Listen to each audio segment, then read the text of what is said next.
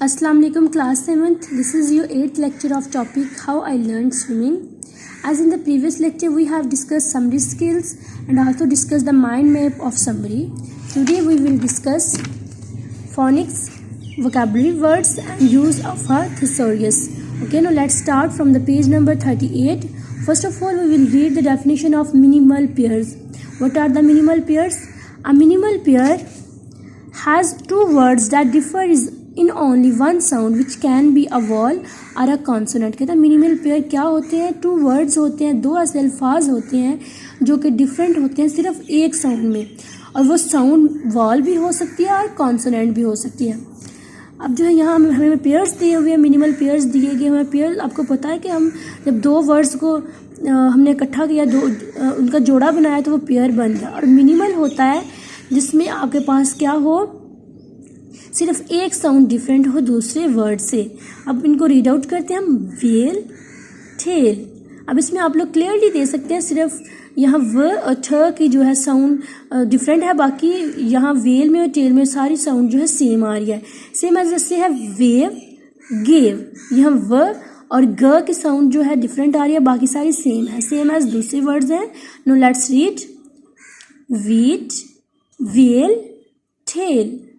wave, gave, went, dent, wall, tall, woe, bow, wheel, feel, while, tile, weep, keep, vain, rain, wage, cage.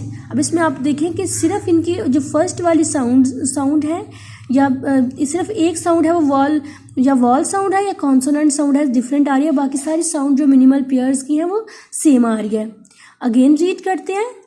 Well, tell, wave, gave, went, dent, wall, tall, wow, bow, wheel, feel, while, tile, weep, keep, vain, rain, wage, cage. Next हमें vocabulary words पे आ जाए. Vocabulary words दिए हैं with their meanings in English. Rescue, to save somebody something from a dangerous और harmful situation. Rescue किसी को का मीनिंग क्या होता है कि किसी को हार्मफुल सिचुएशन से यानी कि ख़तरनाक सूरत हाल से बचाना, उसको महफूज करना. एंगेस्ट, a feeling of anxiety and worry about a situation or about your life. कि किसी इवेंट के बारे में, सिचुएशन के बारे में आपका परेशान, आपकी लाइफ के जो कोई सिचुएशन होती है या कोई इवेंट होता है जब उसके बारे में आप परेशान होते हैं, that is called angst. Diligence, diligence mean careful and through work और एफर्ट. कि किसी आप बहुत ज़्यादा जो है मोहतात होना किसी काम को लेके, या उसमें बहुत ज़्यादा एफर्ट करना, बहुत ज़्यादा तवज्जो देना, that is called diligence situation. Stroke, a single movement of arm when hitting something.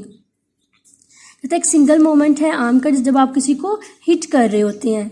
Goosebumps, a condition in which there are raised spots on your skin because you feel frightened and excited. या जब आपके रोंगटे खड़े हो जाते हैं, situation जब आप बहुत ज़्यादा एक्साइटेड होते हैं या फिर डरे हुए होते हैं तो आपके जो स्किन के ऊपर स्पॉट्स होते हैं वो खड़े हो जाते हैं, जिनको हम कहते हैं रोंगटे खड़े होना. तो उसको क्या बोलते हैं? Goosebumps.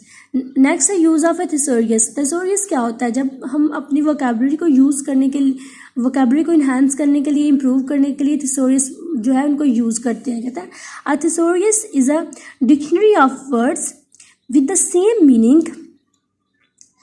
With the same meaning, synonyms are opposite meaning. Antonyms, a dictionary provides the meaning of words in detail, while a thesaurus does not focus on meanings. अब इसके अंदर आप देखें कि हमें थिसोरियस की क्या डेफिनेशन दी गई है कि जब हम फॉर एग्जांपल हम डिक्शनरी का जब यूज़ करते हैं तो हम क्या देखते हैं कि उन डिक्शनरी के अंदर सेम मीनिंग्स भी दिए गए होते हैं, और इंटोनम्स मीन उनके जो मतजाद अल्फाज होते हैं, जो उनके उल्ट मीनिंग होते हैं, मतजाद भी दिए गए होते हैं और मतरादफ भी हमें फराहम करता है. अब कहते हैं जब हम थिसोरियस का यूज़ करते हैं तो उससे हम अपनी वोकैबुलरी को इन्हांस कर सकते हैं. वो किस तरह?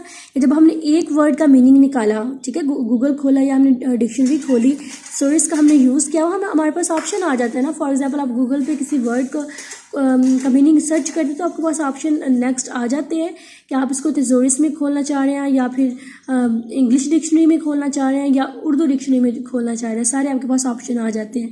तो कहते हैं इस तरह से, जैसे ये दिया गया हुआ है ना, आपने डिलीजेंस का मीनिंग निकाला, आपके पास उसकी जो है जो प्रोनाउंसिएशन जो है उसका भी ऑप्शन आ जाता है कि आप डिलीजेंस को प्रोनाउंस किस तरह करेंगे, उसके लिए आपने जो है सिंबल्स कौन से यूज़ करने हैं। फिर उसके बाद आपको डेफिनेशन के टाइप में आ जाता है कि ये डिलीजेंस की डेफिनेशन है, फिर उसके जो कि सेम मीनिंग में आएगा। फिर उसके बाद आपको एंटोनम दे दिए जाते हैं जो कि उल्ट मीनिंग में आता है, जिनको हम मुखालिफ मीनिंग कहते हैं। जैसे noun the quality of working carefully. अब डिलीजेंस, अब हमें ये भी बताया गया है कि पार्ट्स ऑफ स्पीच का कौन सा हिस्सा है। जैसे डिलीजेंस क्या है, नाउन है। The quality of working carefully, किसी काम को बहुत ज़्यादा एहतियात से करने की जो क्वालिटी होती है, that is called diligence. Clear. अब इसके एंटोनिम कौन से यूज़ हुए डिलीजेंस के लिए, केयरलेसनेस, नेग्लिजेंस, लेजीनेस। इसमें जो है जो उल्ट मीनिंग आ रहा है, अब इसमें है हमारा कंसर्न है, फोकस है किसी वर्क पे, केयरफुली। अब केयरलेसनेस और लेजीनेस में हम देखें कि ये जो है उसके उल्ट है बिल्कुल, कि लापरवाही करना या फिर सुस्ती दिखाना। क्लियर, ये इसके एंटोनिम्स आ जाएंगे। अब आपको जो नीचे वर्ड्स दिए गए हुए हैं उस सेम एज इनके मीनिंग जो है आपने इंग्लिश में भी, और यानी कि इनके सिनोनिम्स भी और एंटोनिम्स भी आपने थिसॉरस का यूज़ करते हुए निकालने हैं। वर्ड्स नीचे दिए गए, एक दफ़ा रीड आउट कर लेते हैं।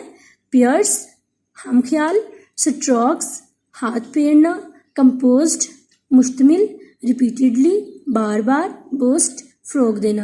अब आपने क्या काम करना है कि आपने इन वर्ड्स के जो है गूगल में या डिक्शनरी में थिसॉरस का यूज़ करते हुए आप लोगों ने इनके मीनिंग निकालने हैं। क्लियर। मीनिंग जब आप उसका निकालेंगे तो आपके पास 7 ऑप्शन आ जाएगा, जहाँ उसकी जो है सिंबल्स भी उसके दिए गए होंगे, प्रोनाउंसिएशन का भी ऑप्शन आ जाएगा। फिर साथ में आपको पार्ट्स ऑफ स्पीच के बारे में बताया जाएगा कि ये नाउन है, वर्ब है, एडवर्ब है या एडजेक्टिव है। साथ में आपको इसके सिनोनिम और एंटोनिम भी प्रोवाइड किए जाएंगे। इनको जो है आपने फाइंड आउट करके डिक्शनरी से कंसल्ट करके आपने जो है अपना इनको नोट डाउन करना है अपने कॉपीज़ के अंदर। और जो साथ में मैंने minimal pair their vocabulary focus आपको करवाया है। अब इसमें जो वोकैबुलरी वर्ड्स हैं उनके मीनिंग आपने लर्न करने हैं और मिनिमल पेयर्स की जस्ट प्रैक्टिस करनी है। इसको बार बार रीड आउट आपने करना है करेक्ट प्रोनाउंसिएशन के साथ कि आप किस तरह जो है मिनिमल पेयर्स को में क्या डिफरेंस होता है और क्या सेम चीज़ होती है। क्लियर। आज के लिए इतना ही। कल इंशाल्लाह हम change of gender noun grammar आपके डिस्कस करेंगे। अल्लाह हाफिज़।